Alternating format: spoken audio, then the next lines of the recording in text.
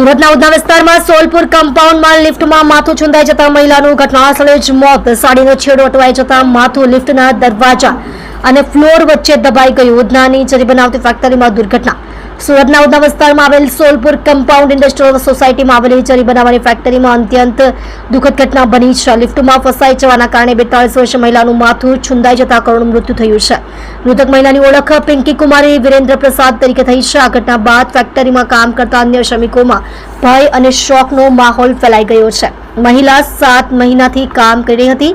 મળતી માહિતી પ્રમાણે મૂળ બિહારના નાલંદા જિલ્લાના વતની પિંકી કુમારી સુરતના નાલંદા ડિંડોલી વિસ્તારમાં રહેતા હતા. તેઓ છેલ્લા 7 મહિનાથી ઉધના ઇન્ડસ્ટ્રીયલ વિસ્તારમાં આવેલી જરીની ફેક્ટરીમાં કામ કરતા હતા.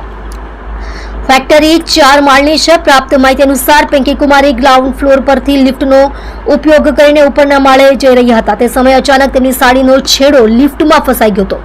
પોલીસે સ્થળે પહોંચી મૃતદેહ પીએમથી ખસેડ્યો. આ દુર્ઘટનામાં તેમનું માથું લિફ્ટના દરવાજા અને ફ્લોર વચ્ચે દબાઈ ગયું, જેના કારણે તેમનું ઘટના સ્થળે જ મોત નીપજ્યું હતું.